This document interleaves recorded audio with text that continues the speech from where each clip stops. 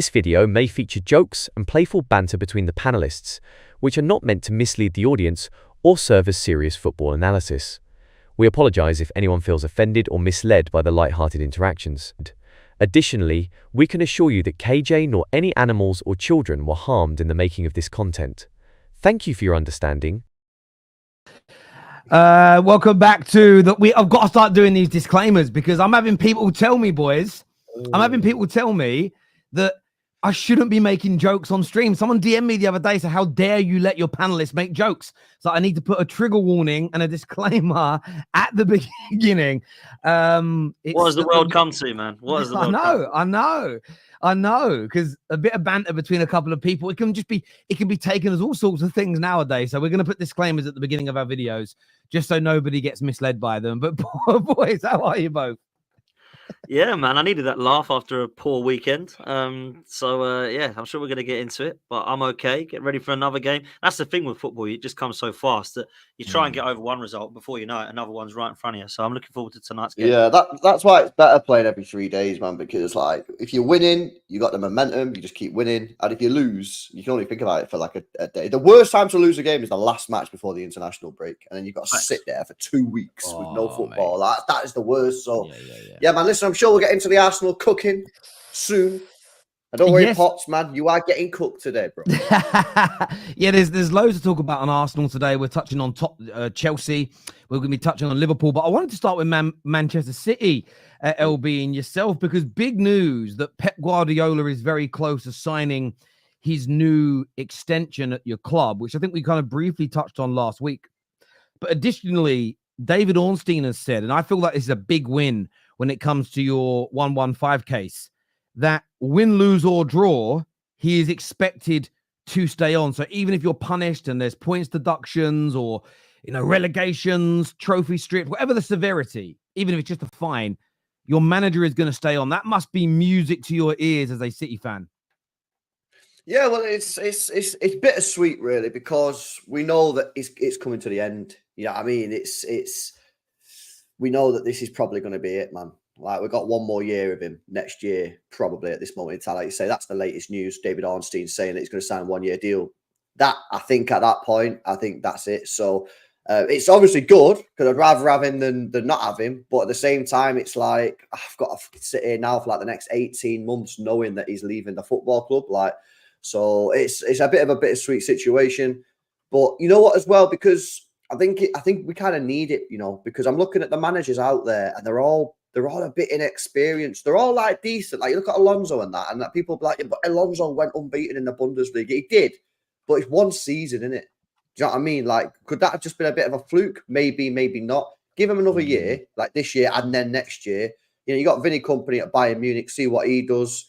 And you've got obviously other young managers coming through as well. So I actually think that we need this, not just because we need Pep to stay at our football club, but I'm not convinced. I'm having these debates all the time with City fans about who should be our next manager, mate. And we're all in different camps about who we should go for. Like, I'm kind of just like, go for the vibes and just get Vinny in. Some people want Amorim from Lisbon. I'm not really sold on that. Some people want Alonso, which is fair dues. He done really well last year. He got to a Europa League final. He won the league, but it's 1 season.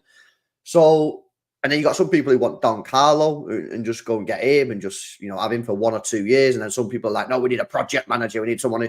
So it's like we're all in very different camps at the moment. So I think give us 1 more year, like obviously this season and next season.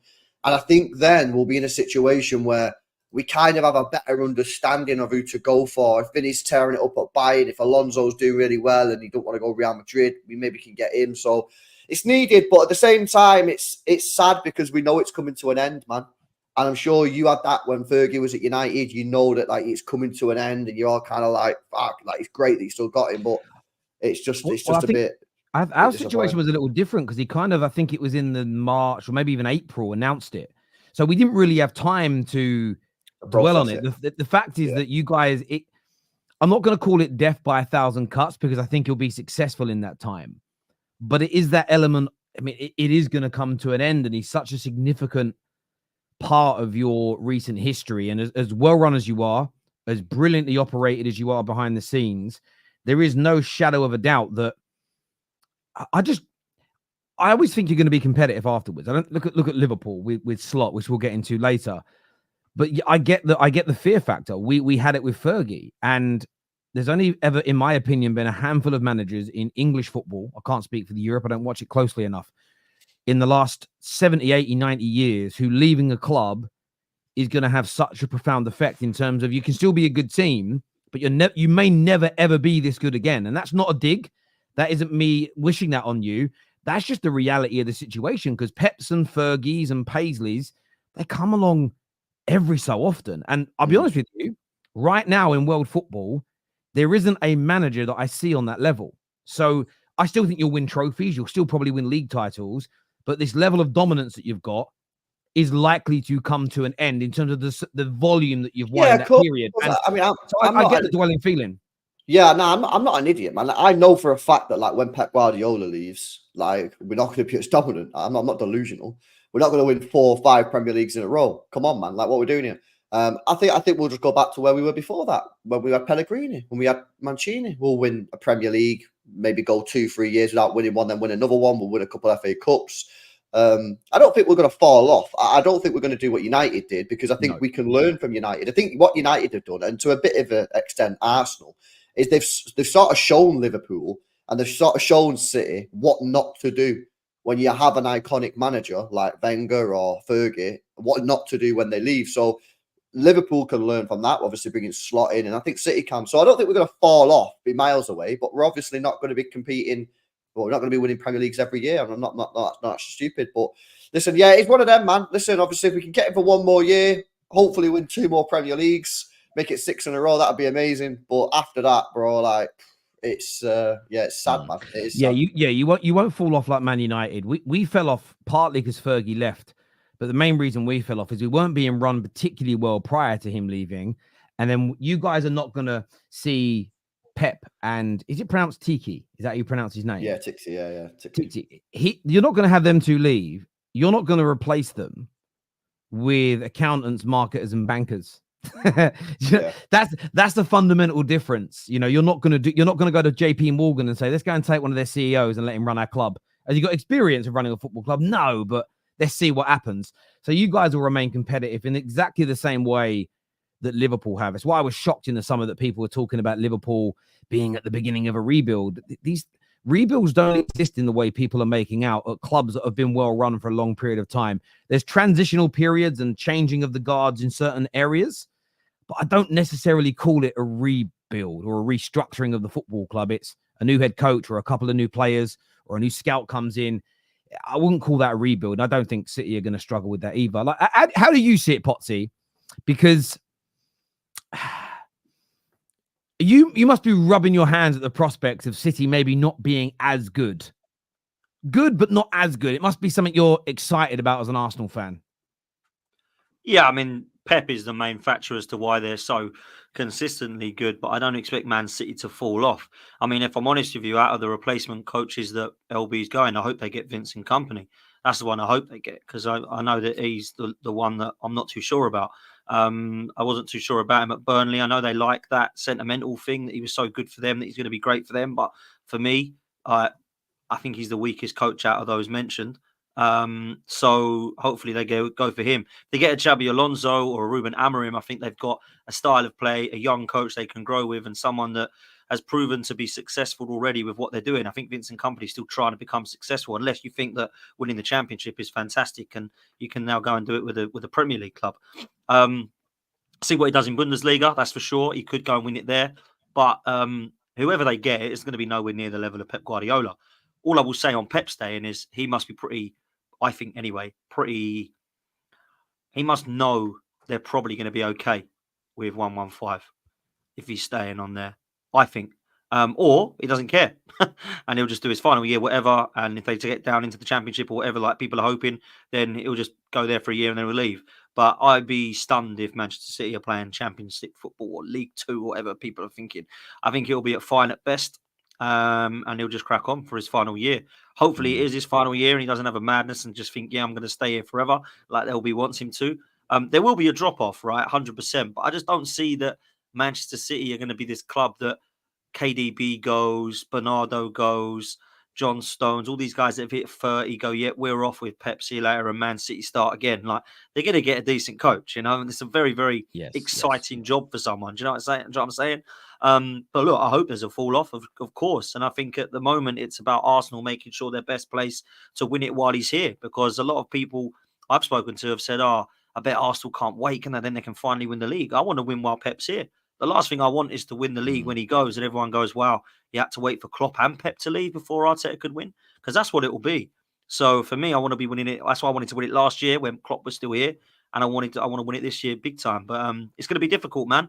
They are a top side, and they have got the best manager in the world. And how do you get near to replacing that? You can't. Well, yeah. I think there's a few things there. I think, firstly, there's going to be a drop off, but not to this point of they're going to become a top 6 team. The drop off is going to be a team that's getting like mid 90 points to a team that might get mid 80 points. So still a phenomenal side, because I think someone like Pep, compared to most other managers in the world, is worth, they always used to say top managers are worth an extra 9 to 10 points a year.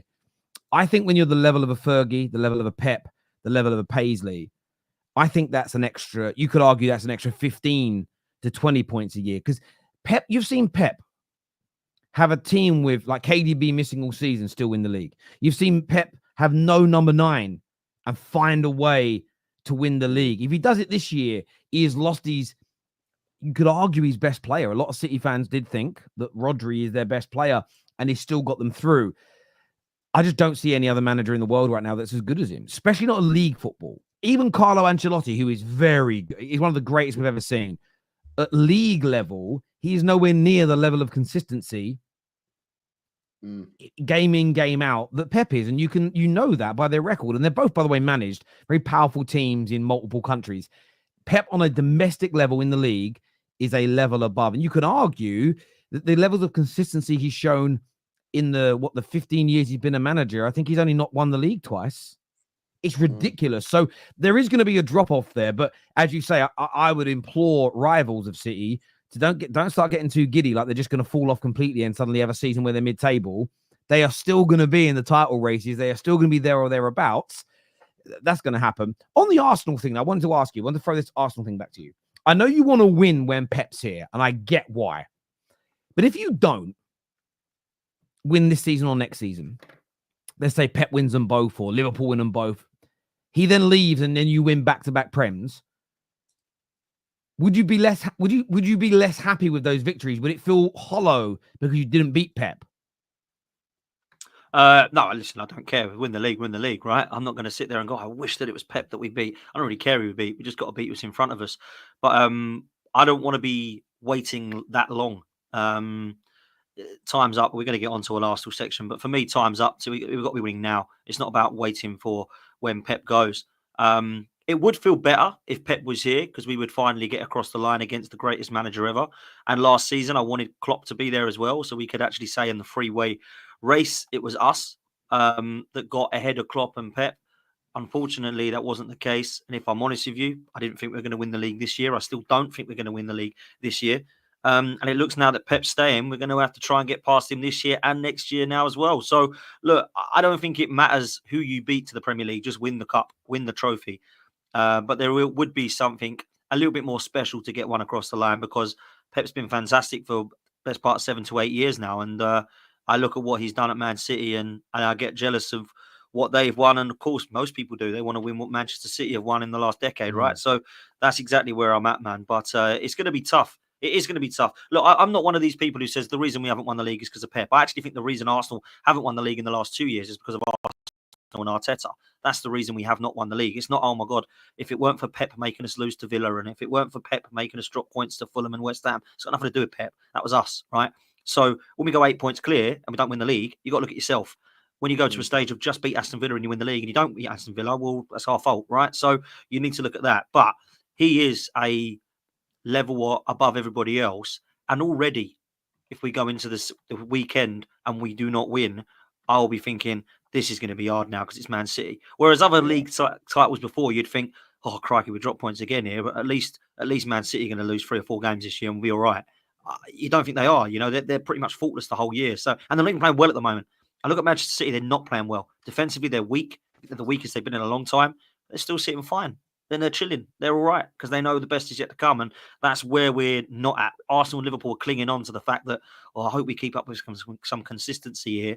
We know Manchester City are going to be there or thereabouts. You don't know if Arsenal and Liverpool are going to be because we have seen them drop off before.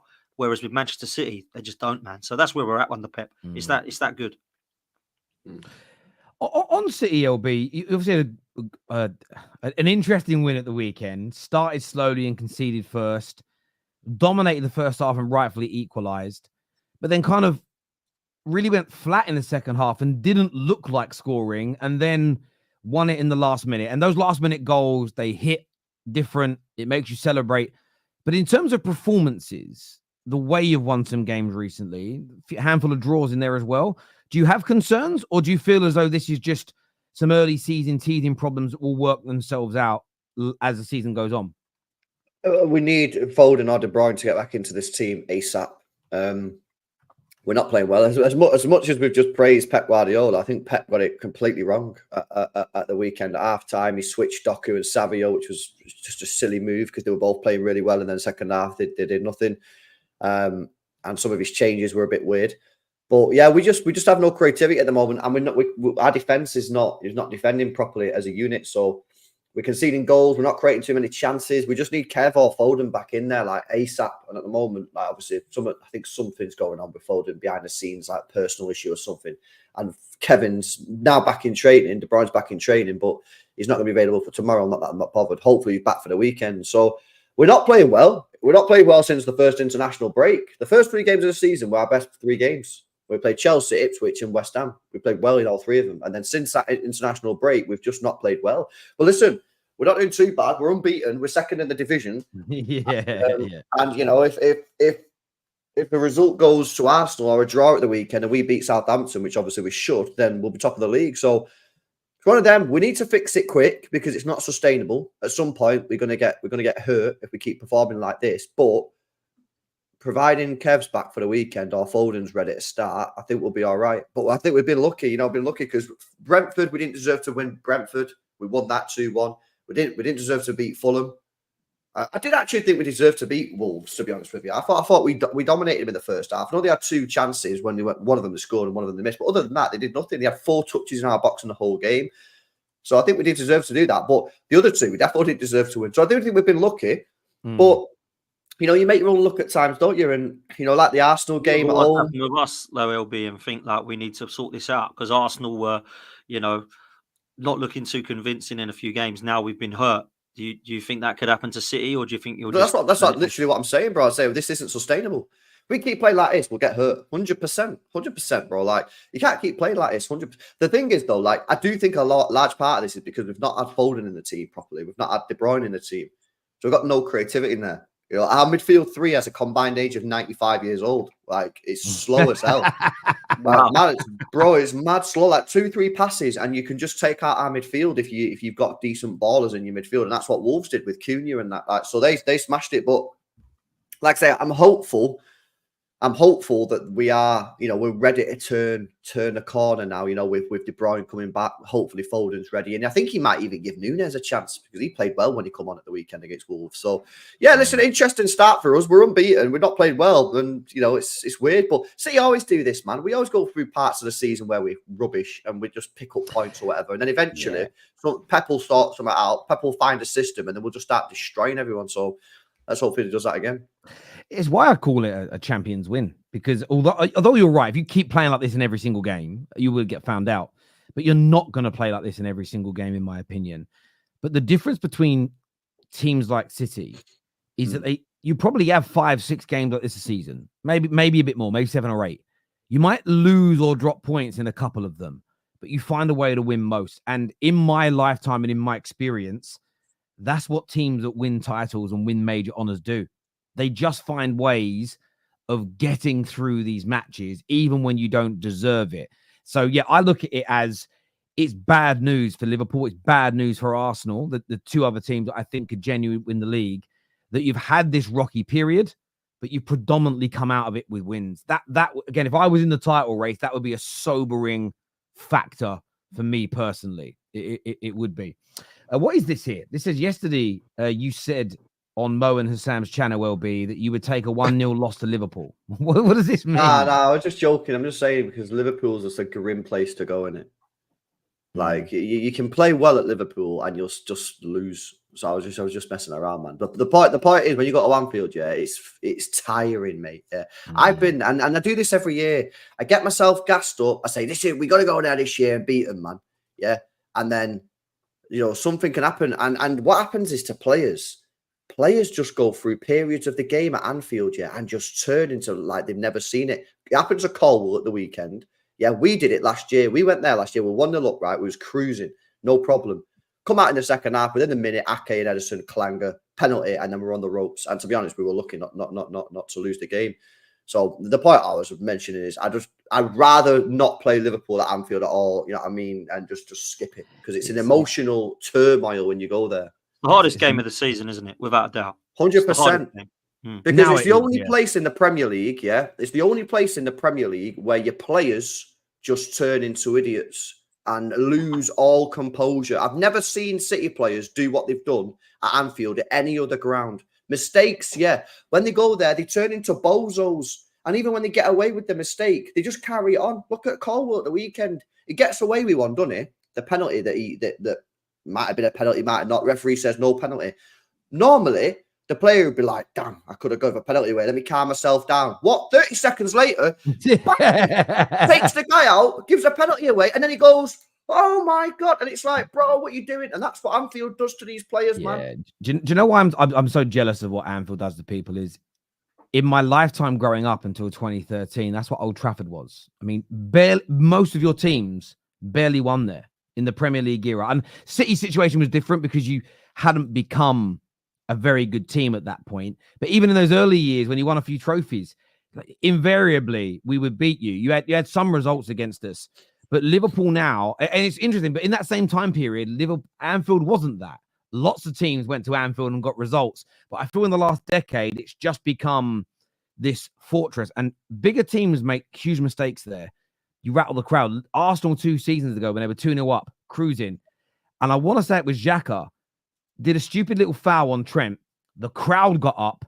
Yeah. The game changed. And it's almost the most important thing. Look, Anfield's crowd's one of these weird things. I join in with the banter. This goes to the disclaimer at the beginning of the show. I join in with the banter about it being dead and it being a myth. I look at it as it isn't a myth. When that ground is on fire, there is nothing like it in English football. But there are loads of times if the football isn't good or if they're losing where it can be as quiet as anywhere else in the country.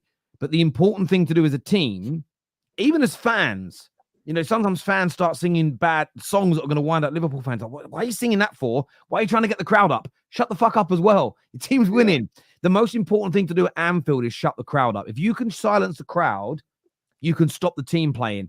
If you make that crowd get up, the adrenaline that it pumps into the players, they can ruin you in seconds. It's genuinely a horrible play. And listen, I've seen my team's won there many, many times in my life, but only once do I remember vividly where we went there and were by far the better team. And that was the Wanfield day where we only won 2-1, but we absolutely dominated them in every area of the pitch. That's the only time in my life. Most of the other times it was we defended well and we grabbed some goals on the counter and we won games. But it's such a mad place to go. It really is. And Arsenal, moving into the Arsenal section because you play them next. How big are the statements that you need this week? Tonight against Shakhtar and then at the weekend against Liverpool after this defeat? Because your fan base, Potsy, there are people saying the season's over already. Again, they said this 4 weeks ago. Season's over. How big are the statements needed in these next 2 games, in your personal opinion, mate? Yeah, it's not just the next 2 games either. I know you have to play game by game, but we've got a real tough period now. I think the injuries have affected us, and this is why I said, Tel, that our window was not enough. I said that we needed another attacking midfielder and another striker, and I think that showed now. I've got no problem with you keeping Ethan Nwaneri in the side, but if you don't trust him, we needed to get somebody that you did trust in the summer. And a striker is clear because Havertz can't do it all. Jesus is not performing. Sterling, he's not been good enough for what we need. And if I'm honest with you, we've also got some players that have got to look at themselves this season, I think, individually. I think some of the injury-prone players we've got, like Jesus and Tomiyasu and Zinchenko, we've got to be looking at those individuals and thinking, yeah, it's time for an upgrade on those sort of players now. Early part of the season, I know, but I think you've just got to look at the obvious facts that they're always injured. Martinelli is starting to become a problem now. And I know that he did pick up his form in terms of some of his play, but he's got to score that chance. Like, he just has to. Against Kepa, you can see where it needs to go. And he's had a rush of blood to the head and missed the chance again. You know, he's done that in a couple of other games so far this season. So he's got to be questioned this season as to if he's good enough to take us to cross the line. And I love the kid. Sometimes you've got to be brutally honest, though. Has he really performed to the level we want? Because I need 15 goals and assists, and I'm not getting that from him anywhere near at the moment. I understand the fan base that are saying, yeah, see, we're not quite ready, like myself. I didn't have us down to win the league this season. Everybody knows my prediction was not Arsenal to win it. But I don't really understand those who are like, I think we're going to win it. I think it's this season. I think this is going to be it. No, it's not. I don't quite get that after one defeat. I personally feel, you know, that there's going to be more potentially like this. I think there will be across the season. This is looking very like the Fulham away result of last year. I expect there to be another couple of West Ham and Villa results from last year on the way. And it really is then on Liverpool and Manchester City. What I will say is if we lose this weekend, it's going to be incredibly difficult to win the league. Oh, the meltdown is going to be amazing. I'll be there, man. 6 points behind City, 7 points behind Liverpool in game week 8, would it be? That is not a good start for Arsenal, particularly when after that you've got Newcastle away, Chelsea away, Inter Milan away, Preston away. Obviously, 2 of those are in the cup competitions, Champions League and Carabao Cup, but Newcastle away and Chelsea away is a madness. And I think, you know, look, we've got through a real tough run of fixtures. I think it's been probably the most unkind fixtures we've ever had to start with, to be honest. Not just the teams we're playing, the fact that it's landed away from home. But you can look at that in a good way, because if we get through that period of time, you've got to go to Anfield and that's it. Well, I'll still say Old Trafford, but Ten Hag might be gone by then. They are the 2 hard grounds to go to, yeah? So Old Trafford and Anfield are the only 2 we got left, yeah. So for me, it's going to be really interesting to see where and how we react from this and bounce back. Shakhtar Donetsk, it starts tonight. People will think that's just get rid of that one soon, get ready for Liverpool. This is a really good opportunity for us to actually get some confidence back and prove that we're one of the best in Europe by waltzing past them tonight. Look, Arteta got it wrong at the weekend, big time. I thought the start in our 11 was absolutely shambolic. To put Marino in as an attacking midfielder, everybody knows he's not a creative midfielder. He played there for Spain because Dani Olmo was out in one game. That doesn't mean he's a player that plays there every week, right? You don't look at him as a Gerrard or a Lampard or a Fabregas. You look at him completely different. So when you look at what we could have done and should have done, fair play. But I will say, when you go down to 10 men, you have to ask yourself, in 8 games, 3 red cards, is there a problem at Arsenal? And it isn't just 3 red cards for discipline problem. Since Mikel Arteta has been the manager since 2019, we've had 18 red cards. 18. Well, that was going to be my... That's a referee's problem. The referees have got a conspiracy against your football club. Stop this, man. No. That's the truth, man. That's what I'm being told, bro. Look, there is absolutely no way that I can go through every single red card and say it was deserved, wasn't deserved, referee hates us, referee loves Man City. The frustration is that we can't keep 11 men on the pitch. Because if you look at the last few opportunities Arsenal have had to keep to 11 men, it's been the fault of the individual. Because I know people are saying it's not a red card. I saw Big Steve last night saying it's not a red card on Saliba. I can't believe he got a red card. But the rules state if you're last man and you do that, you're probably going to get sent off. I think it's a red or at card. least... I thought it was a red straight away. I've got to say it. Yeah. And there is a lack of consistency because Tosin should have gone as well. So I get that. I understand it. That's a referee consistency problem. Sorry to interject, Pops, but don't you think that's the issue there? Like, some fans think it's a red, some fans don't. But the problem that you've got is if you look at a body of work over the past 4 or 5 years, the rule hasn't been changed in that time. The inconsistency in decision is what leads to the claims of conspiracy, especially when you sort of look at it and go, okay, nearly everybody else has got yellows, but Arsenal get the red. It's going to lead to those calls, right? Of course it is, 100%, and that's where fans get frustrated because okay, so that's actually a genuinely really good point actually because I'm with LB about this conspiracy thing. I think it's nonsense. I genuinely don't think referees meet up in car parks and go, "How are you going to screw over Arsenal today, then, lads? What are you going to do?" I genuinely don't think that happens. There are some fans out there that think that is the case. I am one that thinks that is not the case, right? However, when I look at games in completely similar scenarios and nothing happens, that's where I get frustrated. And that is more evidence to suggest that it's Arsenal that they've got problems with. So that's the fans that believe there is a conspiracy. They then just use that as evidence and go, so why is Totti not getting sent off then, but Saliba is? Well, it was a red card. Yeah, it was. That's fine. Give him a red card, but give Totti one as well. Otherwise, you're giving the Arsenal player one and the Chelsea player not one. And then you've got the other scenario of Kovacic last season on Ødegaard. Clear second yellow. Nah, I didn't want to ruin the game. Trossard boots the ball up in the air. Let's be real, Kovacic's was worse because it could have really injured Ødegaard. Trossard isn't going to injure no one kicking the ball up in the air. But Trossard's got to go. Kovacic doesn't. So that's why people think Michael Oliver loves Man City. You know, Howard Webb hates Arsenal, loves Man United. All this stuff comes in. And it just fuels more ammunition for those that believe that is the case. So you're bang on, Terry. There is a massive inconsistency problem.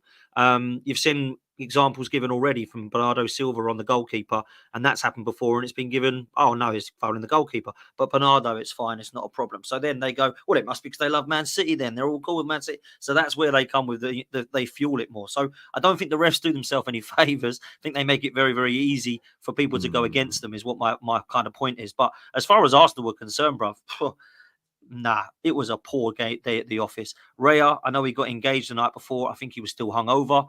He was an absolute disgrace. I thought White and Calafiori were poor positionally.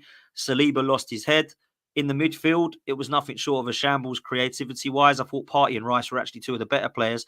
Marino, I don't quite know what he was doing. I don't know what his position was. Sterling got subbed off, but he was woeful. Trossard, I don't know what he's doing for the goal. For the Saliba red card. I've no idea what that is. And then up top, you got Havertz going, anyone want to help me? And come, no, I'll just try and do it on my own then. So that was a real mess. And then you bring Ethan Nwaneri on at 2-0 down. How dare you, man? What an insult. That poor kid has got to come on now at 2-0 down when he should have probably started in that number 10 position. So, look, I think there's a lot that we can look at. And people will say, what are you blaming the board for at 2-0 at Bournemouth? I'm blaming the board and the ownership to say, do you think that window's shut? And you can seriously, as a board and an owner, go, there we go. Title winning team. He's got everything he wants now. Go and do it. Because I don't think that squad's good enough. It's basically like saying, right, Man City, you're the Ferrari. I'll get in my Mini Cooper and see if I can beat you in a race. Because Man City's squad's better than Arsenal's. So I expect Man City to win the league. So when people are saying, I think we're going to win it, I think we're going to... No, we're not now. We lost to Bournemouth. I don't quite get it because this was going to happen. This is why I never put you down to win the league. So, look, Liverpool, I think, will fall off. It's looking good at the moment. They haven't really had a massive test yet. I think that test will come at us against the weekend. But when we're going into games without Saliba, without Ødegaard, and without Saka, and without Timber, yeah, it's a problem, man. And we've got to look at the transfer window and say, did we do enough? Because when them players are out, can we replace them? Is it adequate cover? Not for me, man. Not for me. Yeah, listen, I agree with what you said. I mean, I'm looking at your team that you put out there, yeah, and it just doesn't look like a team that can win the title. I mean, your front three was Leandro Trossard, Havertz, Sterling, and then Marino basically is your most attacking midfielder. Is that a front four that can win the league? I know you've got injuries in that, but that's the whole point of the transfer window is to build a squad that can cope with 4 competitions because that's what Arsenal are in. And that, for me, it is not. I agree with what you're saying. Some of your defenders were looking shaky. I think Arteta bottled it a little bit. I think what you got to realise, right, when you go down to 10 men, yeah, and you're a team that's going for the title, you kind of just have to risk it. You need to win matches. Oh, that's the panic. Yeah. And for me, I think, obviously, took off Sterling and put Kivior on. I just think that even that, I don't think was the right move. I really think in that situation, the manager has to come up with a solution with the players that are left on the pitch to try and maybe get Partey to drop deep or, you know, we've seen the first game of the season, I think he played Partey right back in inverted, like do something like that so you're not taking one of your attackers off. And I just think this mindset, I think Arteta's in his own head here at the moment in terms of like, he's more concerned about not losing than actually going for the win. But the problem is when you need 93, 92 points to win a title, draws become a little bit of a killer. Look at Liverpool when they come second to us. They lost 1 game in a season and still lost the league because they drew too many games. Draws are killers. You've got to risk it. You've got to risk it and you've got to go for it. And I think that's why you see City sometimes just constantly going when we've got a draw and risking counter-attacks, because draws are basically worth nothing. It's all right when you used to be able to win the league with like 75, 80 points. Draws were not too bad. But as the points requirement goes up and up and up, the value of a draw goes down because you need to win. Yeah, so I think you got that one wrong, to be honest with you, Arteta. And I think, to be honest with you, Arsenal fans are a little rattled at the moment. I think the club is rattled. I think some of the players are a little feeling the pressure, because I think they know. I think the club know that they've got to start winning stuff, and they've got off to a poor start. I think some of these red cards and stuff needs to be sorted out. You know, Arteta needs to get a grip of this now. But the problem is he's played the whole war. Everyone's against us. So if he turns around to the players now and says, you need to stop doing this, well, hang on a minute, I thought it was the referees. So I don't think he's played this particularly well, personally. Do you know what, though, right? Go on, Sir. No, I was wanting to say some food for thought here. I felt in the last 2 days the criticism has been quite varied for Arsenal, but I feel there hasn't been enough attention on maybe it's because I'm being biased here, on the things that I think were wrong with that game and in general. So I think what you've said there, LB, I think Arteta, after that red card, the starting lineup he got wrong. I agree, but between Trossard and Saliba, they made it harder for him to rectify his mistake, because you started off poorly. But I still believe at halftime or 50 minutes, you move Moreno's position, you bring on Nwaneri. I think you can change it, start playing better, go on to win the game. I think that is at least a logical train of thought. The lack of discipline this year, and I don't think you've been an aggressive and nasty team because your red cards haven't been for crazy tackles. There's just been a little bit of bad luck, but a little bit of lack of discipline, especially with Trossard's red card and with Saliba's, because Saliba, I mean, again, you don't need to commit that foul 30 minutes in. Fair enough. If you're 1-0 up and there's 2 minutes to go and that happens, bring him down, take the red card, save your team that potential goal. So I think that the discipline's an issue, and I agree that Arteta's in-game management in this particular match was awful. Sterling needed to stay on the pitch. I don't care how bad he was to begin with. You had no one left on the field of play after he came off who could pick the ball up and dribble past 2 or 3 players, either to try and score or to relieve pressure. And that's a problem. And I felt you had that issue against City. It was hard to relieve the pressure because you had no one on that could do that. And I think that was a mistake from him. But what I would say is interesting about challenging the squad quality overall is I still think the jury's out. And the reason I say that is this. In the games of which you've dropped points, it's been when there's been ill discipline or your team's gone down to 10 men as an example. Because would we be having the conversation today about Arsenal's squad if you play poorly but won it 1-0? The answer is probably no. And I'm not saying that it shouldn't be a discussion point for anybody saying Terry's glazing all over the Arsenal again. I just feel that for the debate in itself, just for the footballing debate, those red cards are such an anomaly. They muddy the waters in the conversation because, again, if you look how City have been performing in the last 3 or 4 games. Throw a sending off in those games in as well for City. Do the results end differently? There's a high chance they do. Would we be talking about City differently right now if they were 6 points worse off? Absolutely. But it wouldn't actually change the body of that squad, would it? It wouldn't actually change the reality of their situation. So for me, if we had the results we have had with 11 men, you'd be like, Arsenal don't quite look right. Exactly. If you had 11 men, you're 1-0 up against Brighton, playing well, 11 men on the pitch. If you go on to draw that game, okay, it's an issue. You go 2-1 up against our City, and then you just sat back for the whole second half with 11 men and conceded late, that's a problem. If you'd have stayed 11v11 on the weekend and not improved and lost 2-0, problem in terms of winning the title. I get you. I agree with the criticism of Arteta's in-game management. I agree with the criticism of the players' lack of discipline and getting sent off. I agree with the poor substitutions. I agree in both in the Brighton and the Brentford game. Martinelli should have scored to put you 1-0 up at the weekend. There was 2 or 3 chances Havertz and Saka had, I think, in the Brighton game where you could have gone 2-1 up after equalising. So those things are, for me, 100% should be criticised. I understand that some people, like yourself, don't think the squad's good enough. And I think it's a fair and logical point that holds water. But I think the red cards have muddied the water for me. Looking at it as an outsider, I'm like, I don't know if I fully agree yet. Because in the last month, after the previous international break, you had injuries and suspensions. and you had some really hard away games, big Champions League matches, and you came through it relatively unscathed in a very good position. One defeat, and every now and then teams lose games. This Liverpool team we're all saying is great, got beat by Forest, and suddenly that's absolute proof this squad is not good enough to win the league. I'm not there yet. I'm not convinced yet that that's been proven. It may turn out to be true, 100%. And I do think this comment here, it holds a lot of water. This is why January is really going to be important for Arsenal. I think you got to keep yourselves in touching distance. I think you've all got three to teams, not just all of you. Arsenal. January is a massive window, I think, for this all three title of us. race. It really is big. I agree. I think for all three teams, I mean, we need a DM. 100%. We need to go and get like a Zubomendi or someone. Yeah, Liverpool probably need a couple of players, and Arsenal need to strengthen. The maddest thing about Arsenal right this season is in the game against Brighton, they should have been out of sight by half time anyway. Right? They should have been 3 or 4-0 up anyway. Odegaard missing sitters, and then with 5 minutes to go at 1-1, Havertz goes through on goal, should score, kicks it straight at the goalkeeper. So they should have won that game anyway, despite the red card. City was obviously. Well, what's big about City because it's City, right? The Bournemouth game, 0-0. Martinelli's got a chance. He's got to bury that. I'm sorry. He's got to bury that. I mean, I don't know if you guys have seen the shot from behind the goal. There's a camera angle of him shooting from behind the goal. The keeper is already diving to the left before he even shoots. All he has to do there, Martinelli, is get his head up, see it, and then just send the ball the other way. And he's got a massive gap, and it's a goal. He's got to bury that. So this is the thing with me with Arsenal is, listen, the ill discipline needs to stop. Yeah, you can't keep on getting red cards. Obviously, you're not going to win the league, right?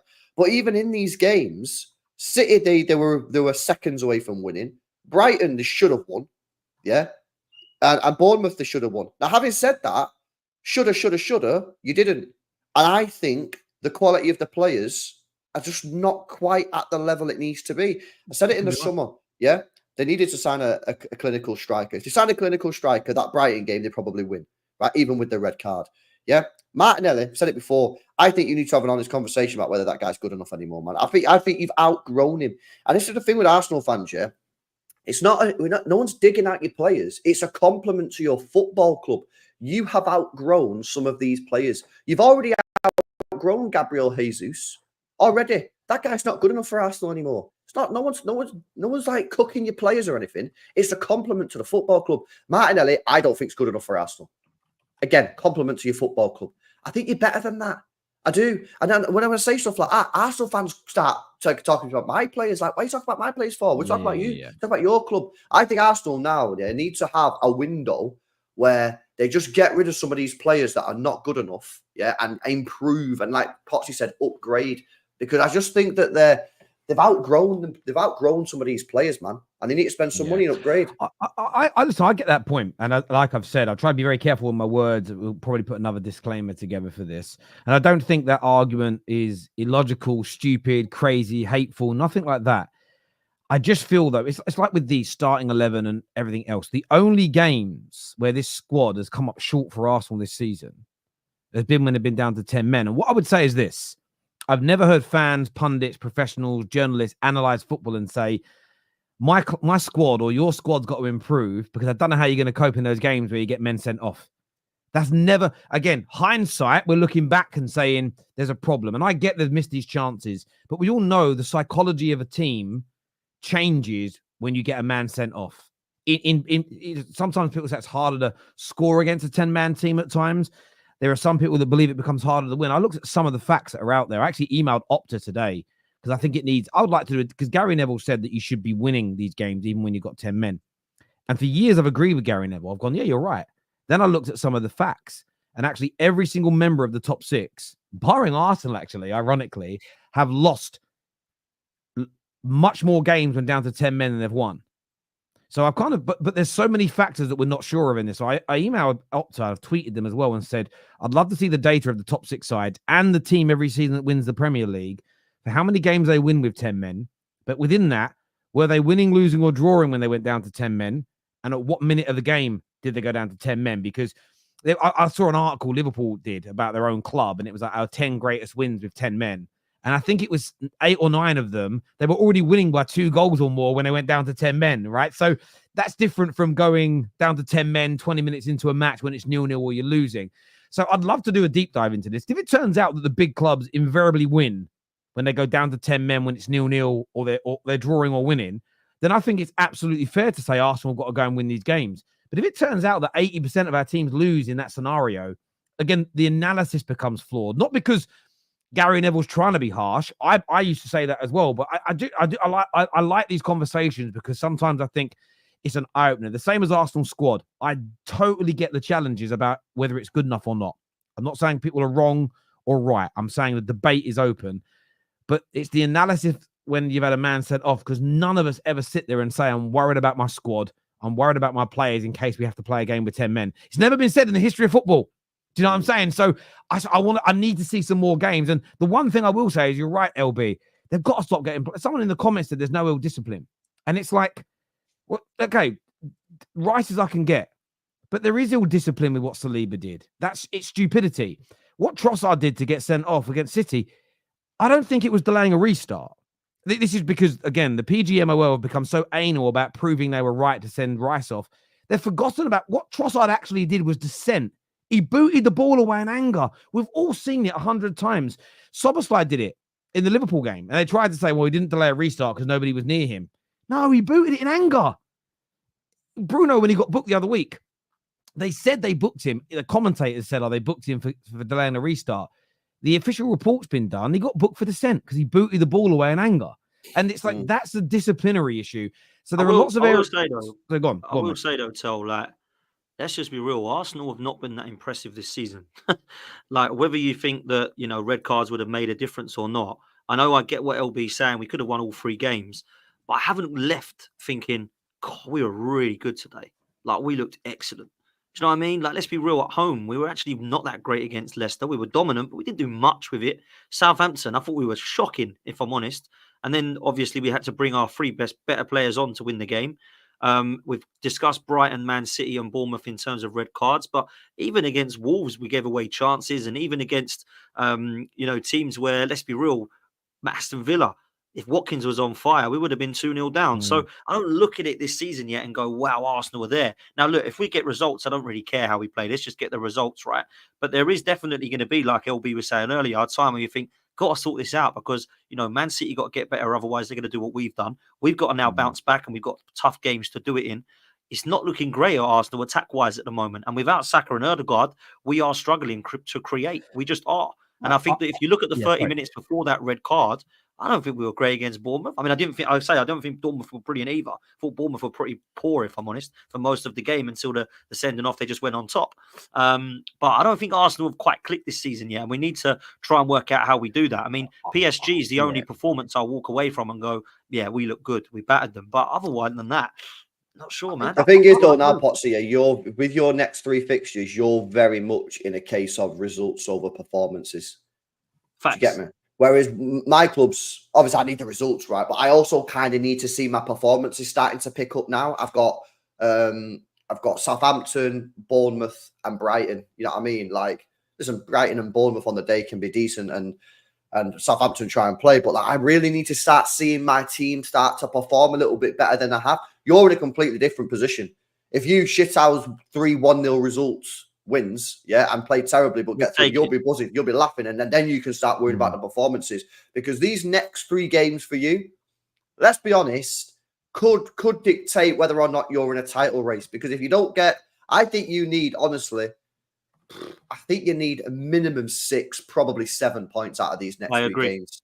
I really, really do. Now, obviously, this weekend's game is going to be a madness. I don't know if we're going to speak about it now, Terry, but like, I think this is a big one.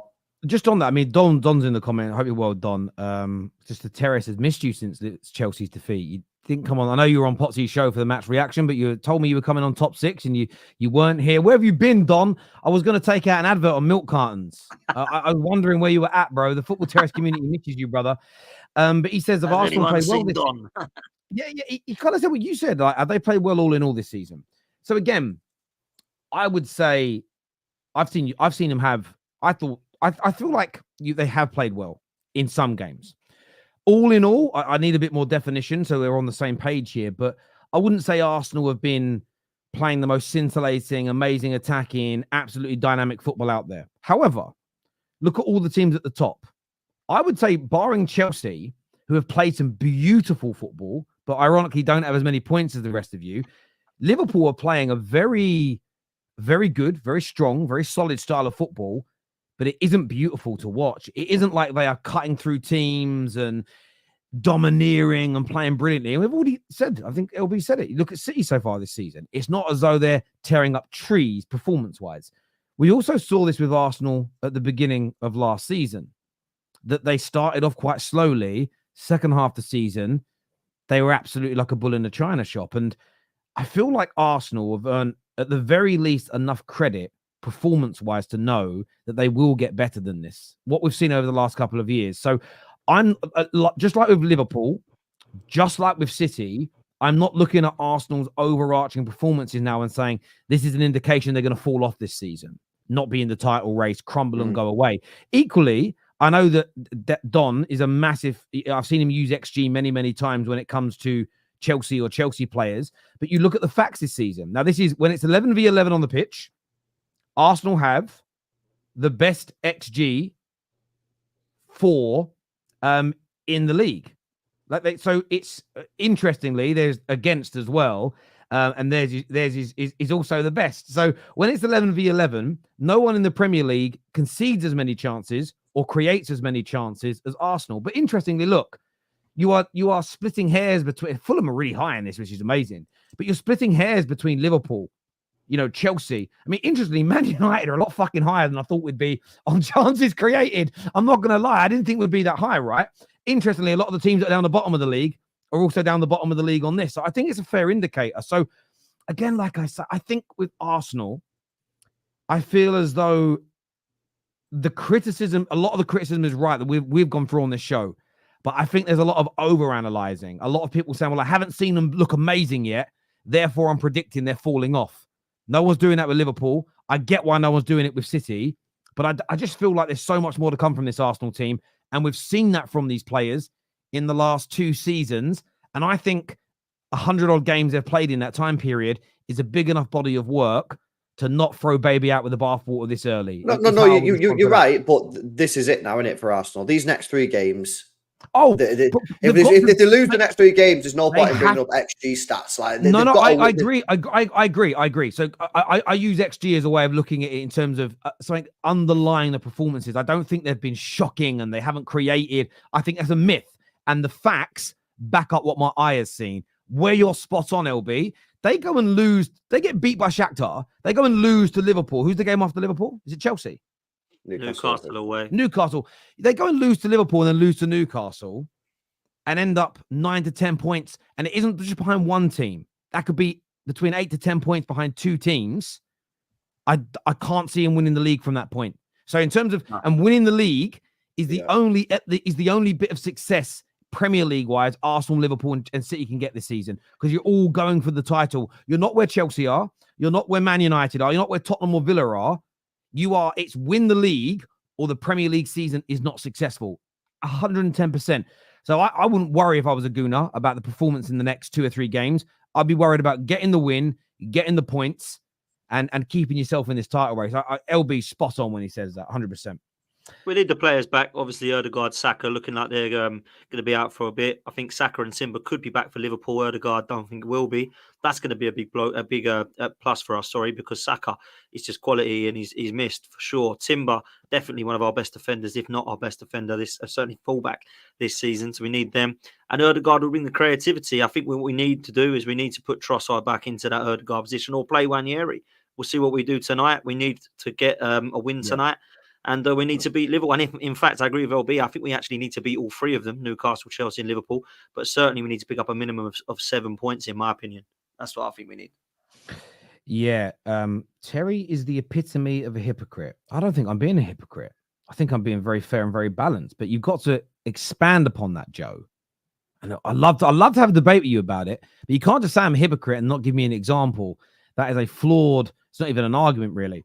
This comment here says, Terry, XG will not matter if Liverpool beat Arsenal. I absolutely get where you're coming from. in the same breath, if they win, is it fair to say people talking about their performances should also shut up? Because if the underlying metrics behind a performance are to be ignored if they lose, if they win, does that mean you also, like Don, does that mean that you, Shev, and Don are not going to come here and say, yeah, but what have the performances been like? This is what I talk about, speaking out of both sides of your mouth. Underlying metrics and performances can't only be focused on when you're winning to say, oh, it's going to fall apart, where if you lose but you're performing well, they're not important.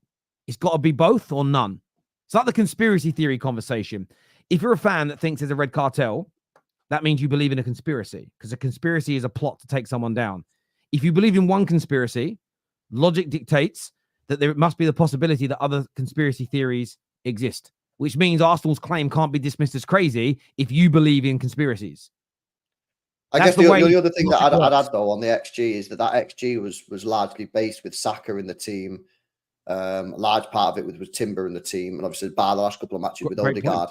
Going forward in the game against Liverpool, if they're not back, it's a completely different team, isn't it? I get that, but I was using the XG to answer Don's question around overall this season, where they have been involved in these numbers. But I agree with you 100%. I think that all these numbers mean nothing this weekend. They have to win. The win this weekend is more important than the performance. But what you will see, I'm calling it early, is if they win, the guys that are writing them off already will go to, yeah, but let's look at the underlying performances. But if they perform well and lose, they'll go out the title race. Told you they're crap. They won't say, but the underlying performance was good. And I think that's where just me as a content creator that talks football, I get annoyed at that kind of analysis about any club, because I think it has to. I'm dropping a big Liverpool video on this tomorrow, talking about the same thing. I think it should be more consistent.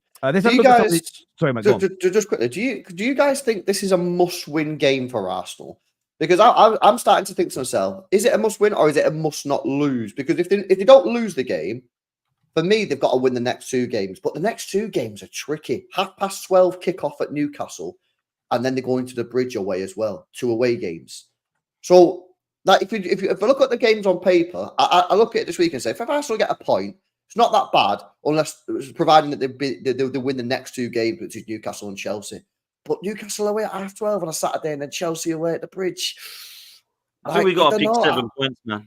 No, we got to pick 7 points out of 9. I think we can afford to draw one, but that's it. We can't afford to lose any of them, if I'm honest with you, bro. I know it sounds mad and extreme, but I think if we lose this weekend, the confidence will just go, and it'll be How really. How many points were you behind Liverpool then if you lose this game?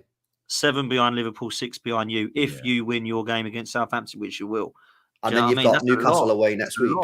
And then Chelsea away week after. That's mad, you know. I'd say you're in the make or break part of the season already, bro, isn't it? Let's be real. I think to answer your question, because our difficult games have come first. Sorry, Tel. That's what it is. And I think LB, what you said earlier, they can't. It is must win. They can't afford to draw. The home games, especially, they have to win. If they get through, if they lose to Liverpool and then lose even just one of the next two games in the league, what you're then hoping on is collapses from 2 other teams. Like, hoping that City collapses, one thing. Hoping City and Liverpool collapse. And there's a lot of people that talk about, if Slot wins the league before Arteta, it's an embarrassment for Arsenal. I get the banter. So if you're saying that's a banter Arsenal, I get it, and it's funny. In reality, I think it's embarrassing though, Terry. Why? If Slot comes in to the Premier League, having never managed in the Prem, never played in the Prem, and wins the Premier League in his first year when Arteta has been there for 4 or 5 years, I think that's bad, bro. I kind of agree with LB. I understand where you're coming from, but maybe it's the way I view the structuring of football now. So when Pep leaves at the end of this season and the next season, and you bring Alonso in that's never managed here, if he wins the league in his first season, I'm not going to sit here and go, fucking hell, that's amazing. He's taking over a brilliant team. This Liverpool side, a couple of seasons ago, nearly won a quad. We now know, because Klopp told us, the reason that there was a slight drop-off from their levels. And it's because he ran out of energy. This is not a crap Liverpool team. This isn't a Liverpool team that was taken over, that was finishing mid-table, wasn't winning anything, wasn't involved. This is a team that even in the last 2 years has won more trophies than Arsenal have. So I get your point around the new manager, but Slot has not taken over a crumbling empire. He has taken over a club that over a 10, 12-year period under FSG and Klopp has been built into one of the biggest success stories in European football. Yeah, I hear that. 100% I hear that he's not took over a dead team. But at the same time, like, Arsenal have been building up all these years, going through these phases to get to a point where they can win a league. And if basically what we're saying is, well, another guy can just walk in at City or Liverpool and just win the league in the first year when Arteta's been there 5 years and spent 800 million quid. Nah, I think that's poor. I think you know, if Slot gets into the 90 points in his first season at Liverpool, taking over Liverpool's greatest ever Premier League, he's under so much pressure, that manager. Yeah, and I think, by the way, I think he's handling it brilliantly. I've got to say, we've not spoken about Liverpool too much on today's show. I think he's handling it very, very well. I think that's mad for Arteta. I think, listen, when it comes to Slot, I've got, this is what I find interesting about it. I predicted them to be in the title race throughout the summer. I said they wouldn't win the league purely based on they didn't spend enough money for him in the summer, and I think that was wrong of FSG. But I was getting pelters. The same Liverpool fans now that are saying, Terry, you don't talk about being in the title race enough, are the same ones that called me out in the summer for going, so why are you putting us in the title race for? Why are you putting that pressure on us? Because I didn't look at your squad. I didn't look at your team as not being capable of winning the league, or at least being in the race, that is. Jurgen Klopp had this team nearly winning a quad. The season after that, they won two domestic trophies in that season. They then won the League Cup last year as an example. They were in the title race up until a point. The manager quit, and I get why. He ran out of energy. You've seen a new guy come in who's a very good head coach into a well-oiled machine with some of the best people in the world at running football clubs. Michael Edwards coming back in a higher position, and suddenly we're acting as though it's embarrassing for them to beat other clubs. If he beats City to the league title, it's not embarrassing, because I don't believe that football clubs are built in the image of their head coaches anymore. So some will say I'm being biased towards Arsenal. It's nothing to do with Arsenal per se. It's to do with how I now look at the way football clubs are run. You look at Barcelona and Bayern Munich as examples, okay? I know Flick's never managed in La Liga, and Vincent Kompany has never managed, he barely managed at top flight, let alone in the Bundesliga. But they've gone into clubs that, typically speaking, are well run, that have very good squads, and look how well they're doing straight away. That's not an embarrassment for Ancelotti. It's not an embarrassment for Alonso that, these fresh new managers have come in and suddenly they've got these teams playing well. It's those clubs are all structured how Liverpool and how City and how Arsenal are now doing, what Man United are trying to do, where the club is run by the board, the hierarchy. The head coach is plug and play. So this is not a new Liverpool team that's been built from scratch. It's already a world-class team that should have always been considered title contenders. The problem is in England is our media do this. We still, every time a manager come in, talk about them like they're a Fergie or a Wenger and they're running the club. They're not running the club.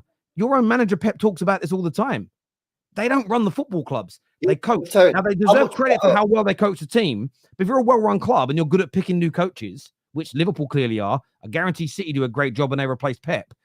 I don't look at it as this miraculous thing that's embarrassing to everybody else when they do well straight away. I think it's normal. But in that sense, then, if Slot comes in and wins the league in his first year, should Arsenal not look at Arteta and go, yes, well, hang on a minute, then maybe we should get rid of him and go and get someone else then? If Slot can come in and win the league in his first year, because I look at the two starting 11s. Go on. Is Liverpool's starting 11 much better than the Arsenal's? Is it even better than Arsenal's? I mean, they have some key players like Van Dijk, who's probably better than their centre backs, and Salah. But like, you're telling me Diaz is better than a Trossard or Nunes or Jota's better than Havertz? I don't see it. So that's why I say, for me, like, serious questions need to be asked about Arteta. I'll be asking the same question about my manager if Slot comes in. I understand. I think questions need to be asked about, and this is where people go to a bias towards Arsenal. It isn't. It's just how I view football. Because whoever wins the league, if it isn't Arteta, they need to be looked at. Whoever wins the Champions League, if it isn't Arteta, Arteta's got to be looked at. If Arteta ends this season with no trophies, it doesn't matter who else wins the other trophies. It doesn't matter if Pep does a quad. Arteta still needs to be looked at. At the same time, you've got to apply the logic. What if Slot is just a world-class coach and wins it this year, wins it the following year, does a three-peat, wins the Champions League, and then is more successful in 5 years than what Klopp was in the whole time? Are we then going to come back with hindsight and go, oh, fucking hell, it was a bit arse to say it was embarrassing that he beat Arteta to winning a trophy when it turns out he's a better manager? So for me, Arteta should be judged in isolation of what he achieves and how his team improved. I wouldn't use Slot as a stick to beat him over the head with. The same as I wouldn't use Flick as a stick to beat Ancelotti with, or Vincent Kompany. Vincent Kompany winning the league with Bayern Munich doesn't mean that Alonso's become a bad manager and it's embarrassing for Bayer Leverkusen. I just feel that they should be looked. So I totally agree. Arteta's job should be on the line this year in terms of winning trophies. I've said the same thing for the last 2 seasons. But I don't think Slot being an amazing manager, managing an amazing club with a world-class squad, should be the defining factor of Arteta being sacked. No, I hear that. But just quickly, Potsy, yeah. For me, if Slot does come in and wins the league this year in his first year, it calls into question everything that we've been told about this whole Arsenal and Arteta project. We get told all the time that if they get rid of Arteta, there's no one better out there. We get told all the time that if they bring in a new manager, that it's going to take 2-3 years to be challenging because he's got to implement his own style. If Slot comes in and wins the league in his first year, everything that we've been told over the last 5 years that he just needs time, there's no one better, blah, blah, blah, it's all untrue because Slot's literally proved it. That LB, I agree with. So again, people that don't like me won't admit this. They won't ever show these clips when they're, clipping me up on YouTube and stuff. But I've said it for years. I've never said, whether it was me debating Lee Gunner, we had a caller that came on last year, I forget his name now, Connor. I've said it to many people that want Arteta out. I don't think it is illogical that if you'd have replaced him 2 years ago, 5 years ago, 4 years ago, or now with a manager that you think is better, that they couldn't go on to have even more success and win trophies. I don't think that is inconceivable. So I agree with you. Anyone who has said there is no one better, me and Igal have had this debate. Igal is completely wrong, in my opinion, that they can't get rid of Arteta because the club is built in his image and without him, it all falls apart. If you've built the club in his image and without him, it falls apart, what's a fucking stupid thing your club has done? A club should never be built in the image of a manager because he could leave for any reason. He could get sick. He might retire. You might get a better offer. You can never do that. So that argument, I agree with. I completely agree with Arsenal fans that say, I think manager X is a better head coach and will get us over the line. Therefore, I want to change it. I've never said that's a stupid piece of logic. It's never come out of my mouth. I don't believe.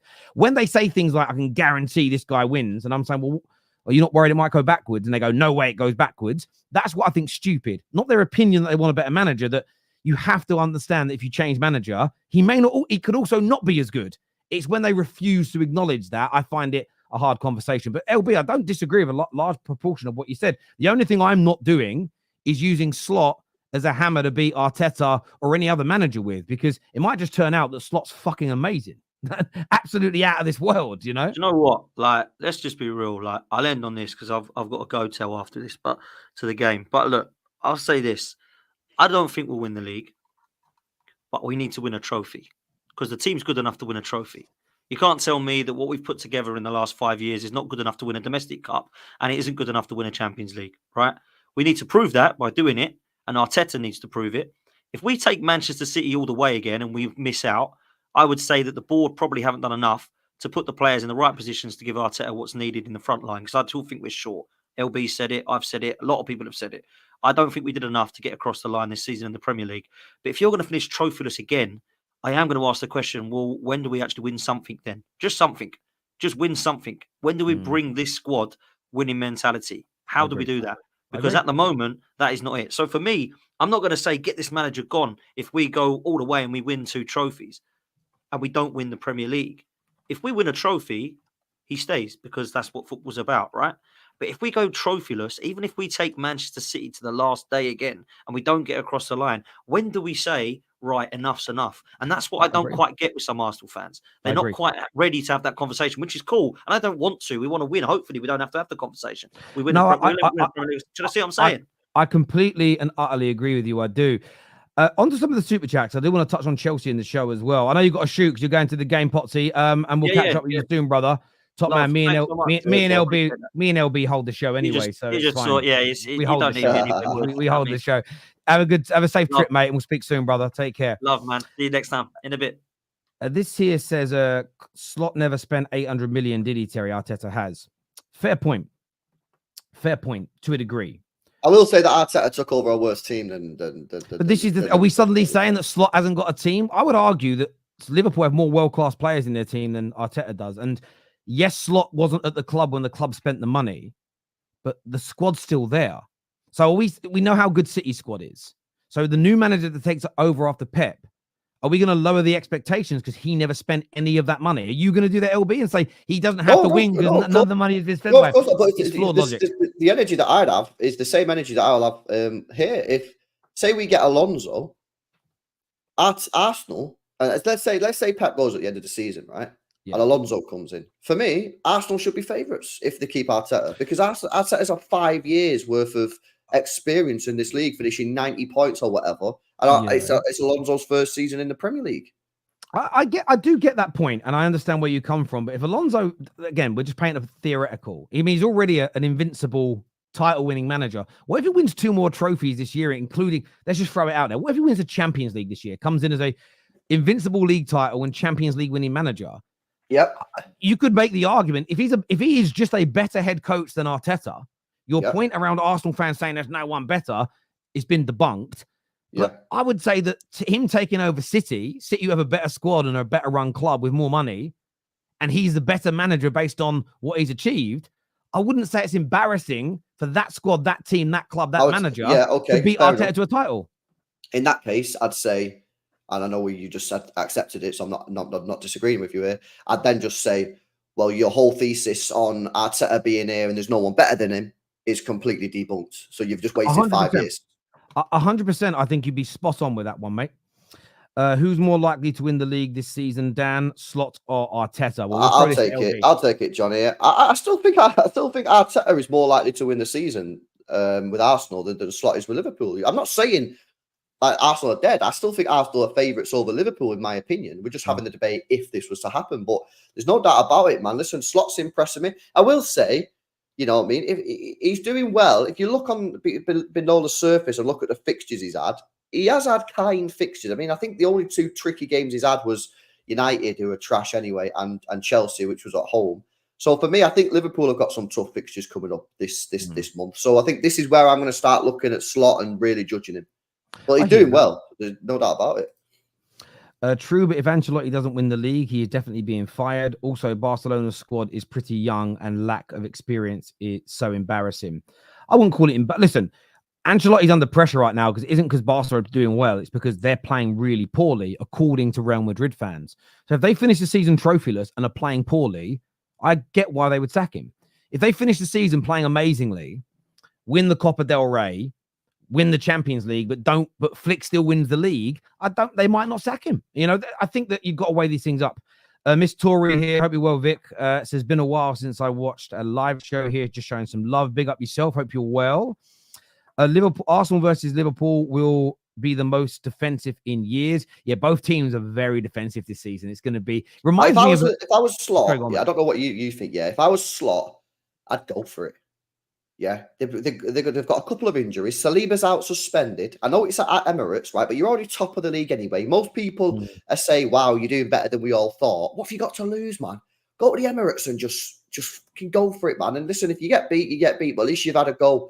Do you know what I mean? I think Arsenal's going to be an interesting one because they're at home, which means they'll probably want to get on the front foot. But if he loses the game, they're not looking good. So I don't know how Arteta approaches it, but if I was Liverpool, I'd just go for it 100%. They have got to win. That's Arsenal, I mean. I agree with you, Dan. We are not going to win the league too soon. We need 4 starting players to win the league, and the owners can't help us with that. That 11 is not enough to win the league, but that team is 100% good enough to beat Bournemouth. We lack discipline. We've become too defensive, in my opinion, is what Tony says here. Yeah, it's fair. I think that's fair. I think I get where you're coming from. Arsenal, and me, by the way, disclaimer, me saying I get where you're coming from doesn't mean that I share the exact same opinion. Understanding somebody else's perspective is not a direct agreement or endorsement of that message. Just for my trolls. Just before you clip me up.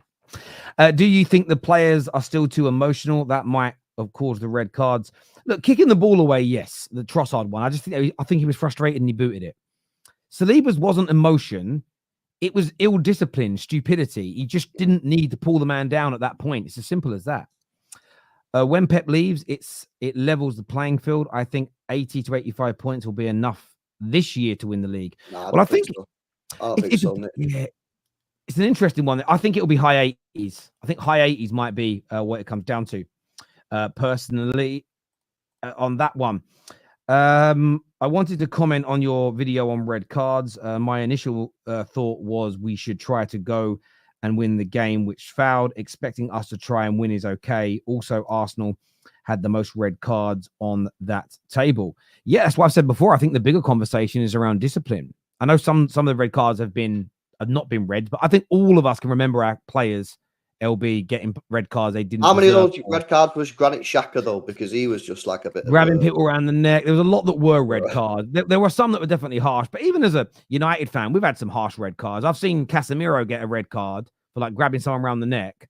But yet him and the guy were cuddling afterwards, and he was just trying to stop him from fighting. And the player, I think himself said in an interview, it wasn't really like that. But VAR looked at it in isolation and sent the geezer off. They were literally hugging a few seconds later. But there's been loads like it, my friend. Arsenal needs a better sporting director. I hear what you're saying there. My stalker here, Safe, says, Terry, I am a man.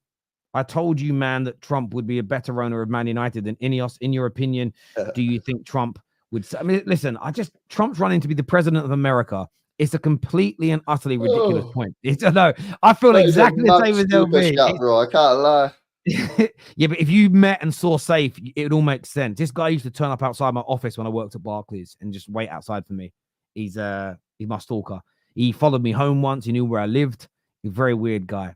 Very weird guy. For how poor United have been, we are only 3 points behind Chelsea. And that's a great segue, Dean, into the end of the show in the Chelsea segment.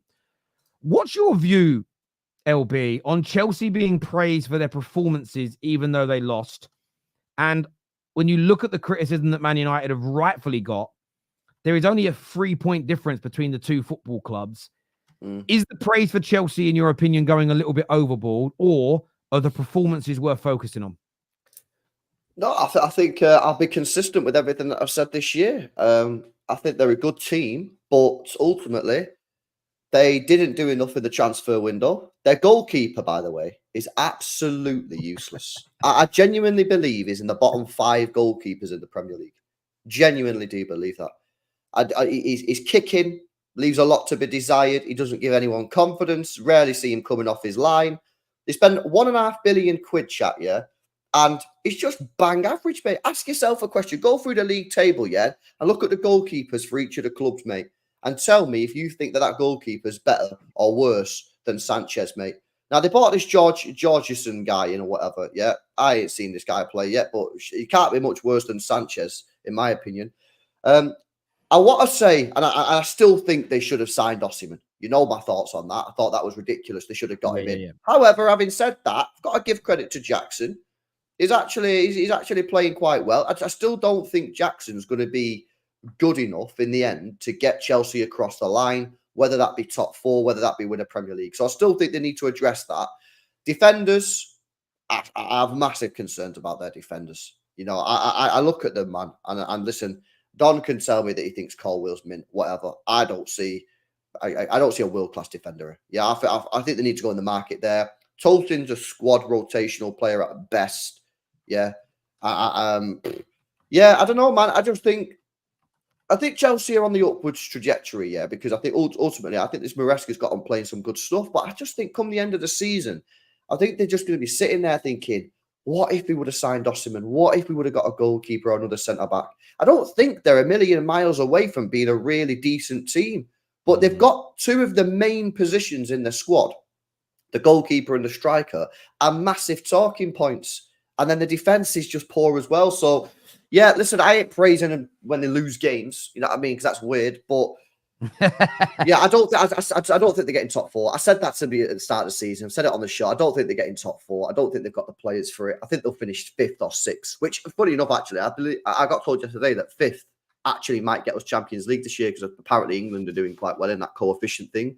Yeah. So they might sneak in the Champions League by finishing 5th, but top 4, I don't see it. Maybe they can give one of the cups a go and try and win the Conference League. But listen, it's not all doom and gloom. I do think like they're on the upwards trajectory. And like I say, this summer, go and get a striker, go and get a goalkeeper and a centre half, and I think you're going to be a really good side. But until you do that, I think you'll be just sort of mid. Do you know what? I suppose it's how I worded the question in the way that I've seen people criticize it. But I understand focusing on performance even when you lose, especially when you're on the come up. So I think you're spot on what you said about Arsenal and other teams. You know, when you go through these periods that Arsenal have got in the next few weeks game-wise, the result becomes more important than the performance. But we say that about the Liverpools, the Arsenals, especially City, because there's been such consistency in performance. We know that a good run of performances is around the corner. I think when you're on the come up, becoming a consistent performer, you can argue it's a little bit chicken and egg. If I look at Man United, we've had loads of periods in the last 11 years where we've had good runs of results. Under Jose, LVG, Ollie had it, Ten Hag had it. But even within those good run of results, the performances weren't consistent and therefore not sustainable. So I think there's an element that's right to focus on when it comes to Chelsea. But I do find the comparison between them and Man United interesting because I will admit that for the large parts of this season, we have been nowhere near the standard we want. Nowhere near it. We've been awful. But we play West Ham next that are poor. I expect us still to go and beat them. We then play Chelsea at home. Yeah. What I find really interesting, and this isn't a dig at Chelsea, and again, I've got to preface this with Chelsea fans. I'm not saying this takes away from your improvements and performances.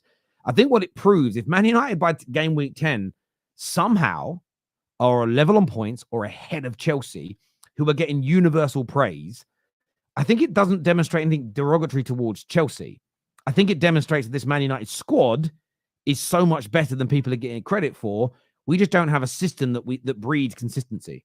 And I just feel that, because I've seen a lot of United fans talk about this online and say, well, Chelsea are getting praise for this and that, but they're only 3 points ahead of us. It's crazy. We've got one of the best defensive records. And I feel like there's a little bit here of two things can be right at the same time. When I watch Chelsea, I can see a team becoming more consistent and getting better results on a more frequent basis. With Man United, I see a team that when we play like we did against Brentford at the weekend, especially in the second half, I think, fucking hell, look how good we looked. We did it against Palace. We didn't score, but we played well. We did it in moments against Porto. We did brilliant away from home against Southampton. But then you'll have all those other games in between where we look like a completely different team.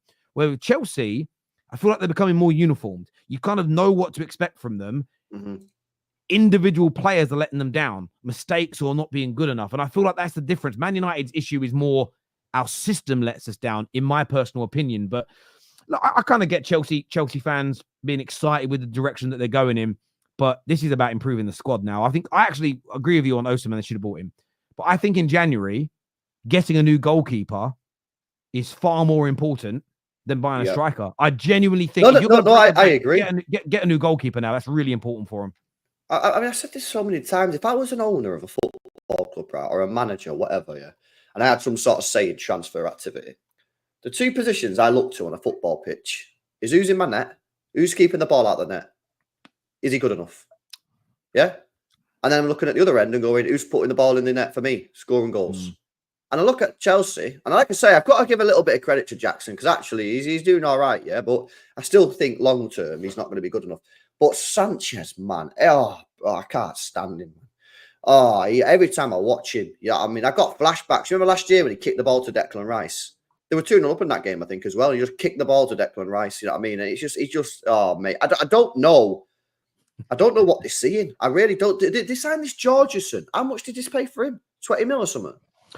Yeah, the Sanchez is just, I mean, I think the commentator says something like he's awful, and then he played a wonderful long ball, but then just gave the ball away. I just think there's, as you say, they've just got to now start improving. 24 mil they paid. It's crazy. It's crazy. George. Is that how much he cost? Yeah, according to transfer mark, 24 million euros, so about 20 million quid.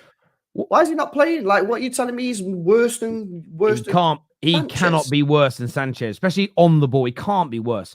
What did you make of Sancho's performance? Because he's had a lot of stick in the media for being taken off at half time.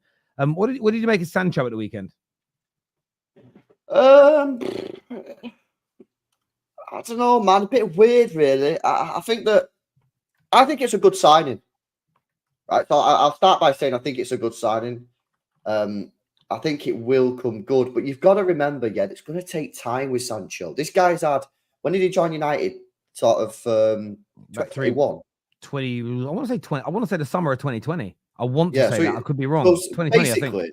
I know he obviously went back on loan to Dortmund at one point, right? But basically, for 3 years, his career's been in turmoil. Yeah, he's not been playing consistently. He's not been playing well. So for him just to, 2021, you were right. My apologies. 2021. So basically, since 2021, his career's been up and down. He's not really had any consistency. He's fallen out with the manager. Loads of stuff's gone on in his life. He's not been playing football. So it's going to take him time to get back into it, right? So I don't think that like he's really shown enough so far at Chelsea for people to be raving. But I think if you give him time, and that is something that maybe Chelsea fans have not got right now because they're running out of patience because it's been so long since they've been decent. But if you give him time, I do think that he'll come good because I rate him. I think he's a top player. But he's not just going to sign for Chelsea after 3-4 years of like not playing well and then just instantly turn it on. So yeah, for me, I'd be patient with him. I know Chelsea fans are maybe running out of patience because they want to see success now after what's gone on in the last couple of years. But like I say, I understand why Chelsea fans are much more positive than United fans because fundamentally they are going in the right direction, in my opinion. Yeah, just a couple more signings, and I know that's mad after they spent 1.5 billion quid. It's ridiculous, but a couple more signings, and I do think they're actually going to be a team that can compete for the title. But those positions are so crucial that they're not going to get top 4, in my opinion. That it's that important. Listen, I think your claim holds water. Right? I feel that they're going to be a team that keeps getting better and better and better this season. I really, really do. But that's going to come with some peaks and troughs. It really will. On the Sancho stuff, I just feel like he's being harshly treated after that Liverpool game. I know that statistically speaking, people are like, oh, he didn't create a chance, didn't have a shot on goal, didn't beat Trent once. But when you go back and watch those duels, they were really close. And the rhetoric would have been so different had he rightfully been given that penalty where his foot gets trodden on. Because the rhetoric would have been, oh, he had Trent scrambling so much that he won a penalty. The whole world would have looked at that performance differently if the right decision was given. And I'm just not a fan of the way some of the media outlets have jumped on him straight away. I just feel there's been times to criticize Sancho, there has. But ever since he fell out with Ten Hag, a lot of the things that have been said about him in the media, I've just found them so distasteful. I really have. And it's something about it bothers me. I'm not too sure exactly what it is, but it leaves a sour taste in my mouth. It really, really does. When you consider as well, and I'm not saying go in on him, I'm not saying write him off, I'm not saying like give him a public castration, but the lack of attention for one of the best players in the world at the moment, Cole Palmer, who did every bit as little. I find it interesting that Sancho is the focus of the media. They're not talking about Sanchez, the goalkeeper. They didn't focus on Levi Colwill that made the mistakes as an example. They didn't focus on Palmer, who is a better player. Straight on Jadon Sancho again. And I don't like the direct targeting of him only. You know, when he was at Man United, there's loads of games where I criticised him. But people can go back and watch the content. It wasn't just Sancho I had to go at. It was 3, 4, 5 players. This idea of, oh, Sancho was their issue. And the one good thing so far I've seen is I don't think Chelsea fans are falling for it. I don't think Chelsea fans are falling for this scapegoat kind of mentality in that way. Why is it close with Trent, who can't defend? I don't know what you mean. I mean, go back and watch those tussles between them again. Trent was winning them, there's no doubt. But it wasn't as though they weren't good battles. I was enjoying watching them. That's why I was surprised he came off. I thought that he's going to get past him at some point. He might not have done, but yeah, Trent did great. And I praise Trent for it, Maradon. You don't need to get upset because I'm saying the media are being horrible about Sancho. It's not really about you. Terry, question for you. In hindsight, would LVG be the only manager post-Fergie to become successful and start cooking under Ineos? Him or Jose, as long as the structure was built to get the best out of their football. So if he wanted to play football during and after any of their the stays at the club, they both would have been successful. But the problem is that when you go from an LVG to Jose, how the hell can you make those styles marinate and come together? That's literally like, I don't know, cream and vodka being mixed together. Vile. Tell, I think you have a soft spot for Sancho. It's not so much a soft spot because he really disappointed me with the way he was at Man United, and I heavily criticised him. I didn't like that he spoke about the club the way that he did. I just didn't like the way that Man United started leaking information about him and always trying to make him sound like it just something felt distasteful for me. It didn't need to happen. It didn't need to be the case. And equally, Chelsea had a number of individuals that made big mistakes or underperformed at the weekend. But the big headlines I read Maybe it's just the things that come up on my timeline, but that's because it's trending news. It comes up on my timeline. I thought it was distasteful, Tony. I thought it was over the top, distasteful, and it was one. Let's say it was a bad game. It was one bad game out of his 5 appearances so far, and the headlines basically said, "This is what we knew would happen to him at Chelsea." It's one game. Fair enough. If he's like that in that way for the next 10 games running, I'll hold my hands up and say they had a point. But I just think it's far too premature, in my opinion. Yeah, I agree. Jorgensen, concussion on international duty. He is better. We got concussion. But he hasn't been starting anyway in the league, though. So I know that he was out, but he hasn't been starting anyway, has he, though, LB? I don't think. He's played 4 games for Chelsea. And was that in the league or is that in the conference? He played 2 games in the UEFA Conference League qualifiers. He played 1 game in the Conference League for Ghent against Ghent, and then he played against Barrow.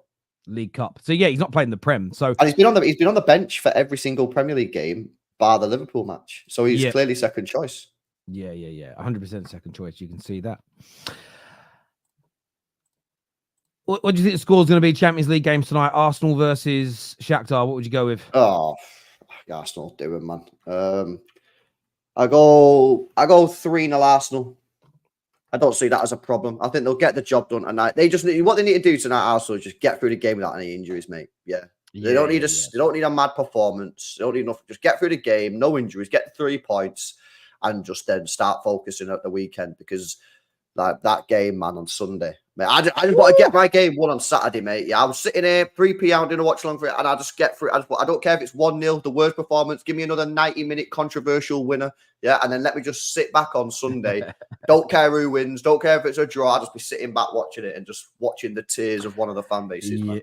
Yeah, I can't wait. Genuinely, I can't wait for that game either. It's going to be absolutely brilliant. The other game tonight, Aston Villa, they take on Bologna. Could it be 3 wins from 3 for Villa in the Champions League? I mean, are they at home? At home, yeah. Should be. And if they get 9 points out of 9, because I've been having this conversation with my chat and that, like, how many points you reckon it's going to take this year? I mean, no one really knows, right? So we're just guessing. How many points you think you need? I'm targeting like 16, 17. And I don't know but I don't know. Like, some people in my chat are like 15 will do it. Some people are like 19, 20. I don't know, man. So but if they get 9 out of 9, how many games do you play? 8. You play 8 games, so this is the third game. On 9 if they win tonight. If they get to 9, and they've played Bologna, they've played Bayern. I don't know who their other games are. I can't forget now. It's so interesting as well, because you've got like Brest, who got 6 points out of 6. And the one thing I said who did Brest play next? See, their next game is at home to Bayer Leverkusen tomorrow, so they might get their first defeat. But what I thought was really interesting with the way they've done it this year is that some of the big teams start by playing a lot of the other big teams. So they're going to drop points. Quite a few of the little teams start by playing each other. So they might build up 6 to 9 points. Yeah. Psychologically, then when you start getting to your 5th, 6th, 7th game, 8th game, if you're like, fucking hell, we're 19th, but we have played the hard teams. There's a little bit more pressure and jeopardy when playing the slightly easier teams that can get into your head. So it's one of those, this new system's really weird for me. And what I mean by that is we don't know what we don't know. We don't know how many points is enough. We don't know whether starting off against the big teams, playing the easy teams last is better, or playing the small teams first, building up points. Then we have no idea. So I think between 15 and 18 will probably be enough to put you in that top 8. But having said that, the teams in 14th right now are on 4 points. Bayern Munich, 15th are on 3 points. Barcelona, Real Madrid, all on 3 points. And they're like, and they're sitting like 15th, 16th, 17th and in the playoff positions. But yeah, do you like it? Do you like the competition now? Right now, it doesn't really feel any different, other than the fact that I don't know who's playing who. It's a nice surprise each week, because I forget who everybody had. I think when we get to like game week 6 and maybe 7 and 8, I think that's when we might start to really enjoy this, in the sense of who makes the top 8 and who's in the playoff positions, and then the ramifications for that. It's an extra 2 games. Who are they going to play? Because that's seeded. I think the team in 9th plays the team in 24th. So you kind of know who teams are going to... I think that's when it might get really exciting, because you might sit there and be like, bloody hell, look, Bayern Munich, Barcelona, Real Madrid, PSG, right now they're there, Atletico Madrid, Inter are all in that. Imagine those teams are all in that space with 2 games to go. Yeah. Then I think it becomes really exciting. The likelihood of any of the big teams going out and dropping out in the group stages, although Girona are in there. I mean, Girona I thought would do a lot better. Leipzig are two defeats from two. AC Milan 2 defeats from 2. So there's some big teams in the elimination area as well. So yeah, look, I'm a bit like this. My answer would be I'm enjoying the games, Champions League. I think the new format comes alive game week 6, but more so 7 and 8. I think that's when we'll go, fucking hell, who's making it, who's getting out, who's making it, because making that top 8 is amazing. Like if Villa can maintain that, it seeds them, they get through to the knockout stages. That in itself is a good achievement, because I didn't have Villa sitting 6th. Who else are in it right now? Brest are in there, bro. That's the mad one. They'll go. They can't maintain it. They can't. I like it, man. And the thing is as well, yeah, you kind of got no excuse not to qualify, because only the bottom 10 teams get knocked out off of the rip, yeah. So how many teams is it? 36. 36. So all you have to do is not finish in the bottom 10 to be immediately eliminated. And then even if you finish 9th to 26th, you've then got a 2-match playoff to qualify for the round of 16. So you've really got no excuses, really. If you don't make it to a round of 16, you really just don't deserve to be in the round of 16. But this is what's lovely about just looking at the fixtures. So you've got Barcelona and Bayern Munich play each other this week, as an example. And there may be another example being, let's say they draw. So they're both on 4 points. But let's just say City and Juve and Villa and Liverpool, all the teams that are in the top 8 positions all win. Suddenly, there's like a 4-point gap. So it starts. So you don't even really want to be in the playoff positions, really, because you could end up in the playoffs, but you don't want to be Bayern Munich in the playoffs and you end up getting PSG, because you don't want it that early, I suppose. So yeah, that's what I like about it. But the problem is we don't know what we don't know yet. And I think maybe as we learn how many points you need, how the jeopardy looks, what the playoff games are like, what it does for the rest of the draw, if we end up enjoying the whole format, I think it will make us more excited about it next year. But we just don't know, if that makes sense. So we will see. Listen, LB, mate, always a pleasure to sit here and talk football with you. I know that Potsy had to leave us. I want to thank all the viewers. I want to thank everyone who's super chatted, everyone who's commented, everyone who's hit the like button. It means a great deal to us. We are back later tonight after the Champions League games for the full fan highlight show.